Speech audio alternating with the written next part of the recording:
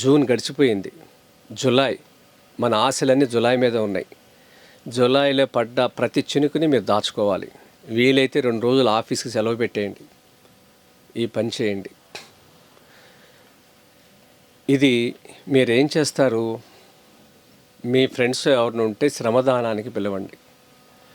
పని వాళ్ళని పెట్టమాకండి, మీరే చేయండి. కొంతవరకు ఒక పని వాళ్ళని పెట్టుకోండి. కావాలంటే అది కట్ చేయటం కష్టమైతే ఎక్కువ భాగం మీరే చేయండి. మీరు చేయటం వల్ల మీ ఇంట్లో ఆడవాళ్ళు వస్తారు, మీ పిల్లలు వస్తారు. ఈ ఎక్స్పీరియన్స్ జీవితాంతం వేరే వాళ్ళు చెప్తాకుంటుంది. వాళ్ళని భాగస్వాములు చేయండి. పిల్లలు నేర్చుకుంటారు.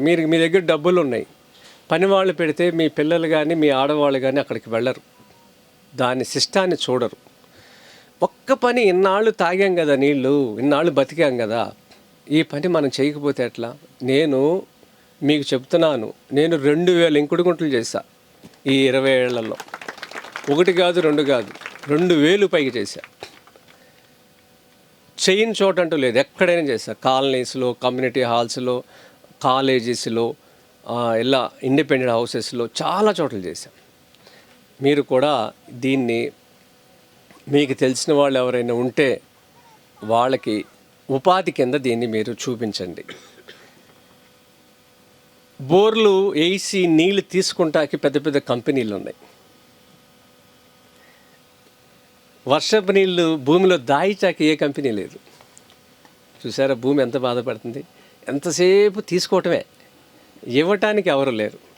అది మీరు స్టార్ట్ చేయండి. నేనే మీకు బోర్డు నెంబర్లు ఇస్తాను. మా సేవా ఆఫీస్కి బోర్డు నెంబర్లు వస్తాయి. మాకు ఇంకుడు గుంట చేసి పెట్టండి. ఒక మంచి పోస్టర్ తయారు చేశాం. అది చదివి ఎవరైనా చేసుకోవచ్చు. 2వ క్లాస్ చదువుకున్నవాడు కూడా అర్థం అవుతుంది అది. కానీ మీరు వస్తారా అంటారు. అంటే అసలు అది చదివే స్థితిలో కూడా లేరు. మీరు వస్తారా, చేస్తారా? అలా కాకుండా నీటిని దాచుకుందామని చేస్తే ఆ పని మీరు చేస్తే మీకు బోల్డ్ అంత ఎనర్జీ వస్తుంది నేచర్ నుంచి. ఆ 2000 చేసినందుకే నాకు ఈ ఎనర్జీ. మీరు కూడా చేయండి, ఉపాధి కింద చేయండి, తప్పేమి కాదు. ఒక సర్వీస్ కింద చేయండి.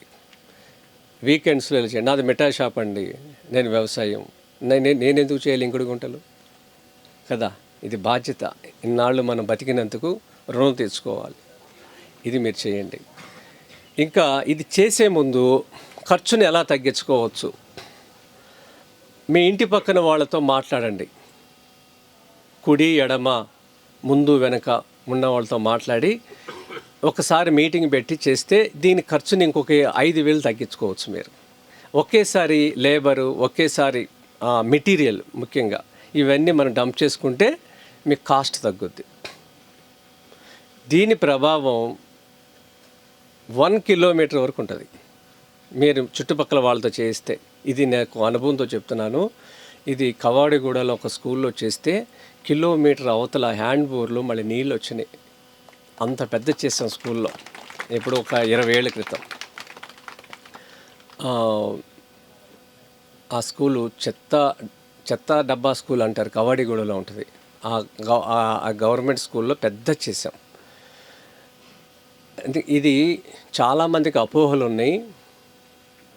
ఇది మా బిల్డింగ్ 2 కోట్లు పెట్టి కట్టుకున్నామండి, పిల్లర్స్ కూలిపోతాయి అంటారు. అంటే నీళ్ళు అక్కడ ఉండవు, నీళ్ళు భూమిలోకి వెళ్ళిపోతాయి. మీ బిల్డింగ్కి ఏం కాదు,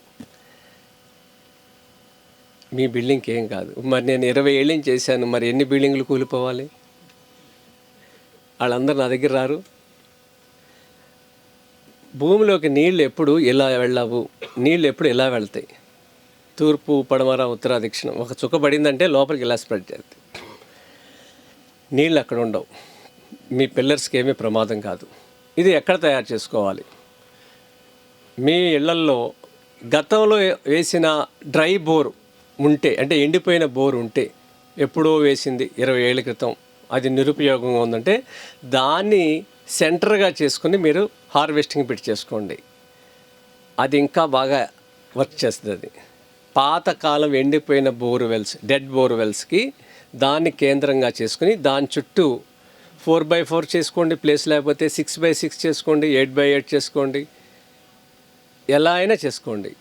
ఆ కేసింగ్ అనేది 20 అడుగులు ఉండటం వల్ల దానికి మీరు 6 అడుగులు లోతు తవ్వి దానికి 12 mm అంటే చూపుడు వేలంతా హోల్స్ పెట్టండి, చుట్టూత హోల్స్ పెట్టండి. 3 inches గ్యాప్, 12 mm హోల్ అంటే చూపుడు వేలు.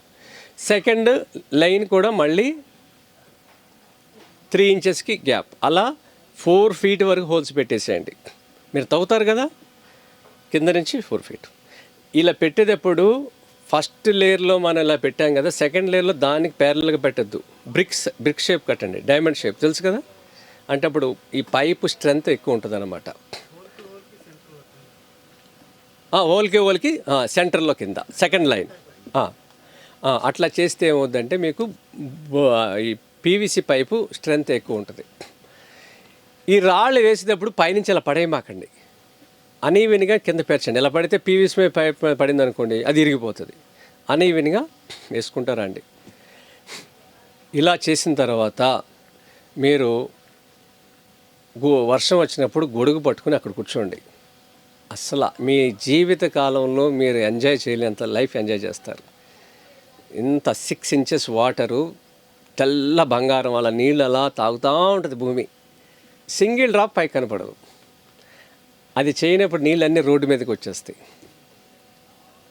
నగరంలో కొంచెం వర్షం పడినా నీళ్ళు ఎందుకు వస్తున్నాయంటే మనం ఎవరు ఇంకుడు గుంటలు చేసుకోలేదు, మన ఇళ్లలో ఎక్కడ మట్టి లేదు, పిల్లలకి మట్టి చూపించాం, ప్లాస్టింగ్ చేసేస్తాము, టైల్స్ వేసేస్తాము, మట్టి వాసన కూడా తెలియదు ఎవరికి. ఎంత కొద్ది వర్షం పడినా రోడ్లన్నీ జలమయం అయిపోతున్నాయి కదా. ఇలా మీరు చేసుకుంటే నగరంలోకి నీళ్లు రావు, రోడ్ల మీదకి రావు. ప్రైవేట్ ప్రాపర్టీస్ నుంచే నీళ్లు బయటకు వెళ్తున్నాయి. అవన్నీ మీరు కట్టడి చేసుకుంటే నీళ్ళు రావు.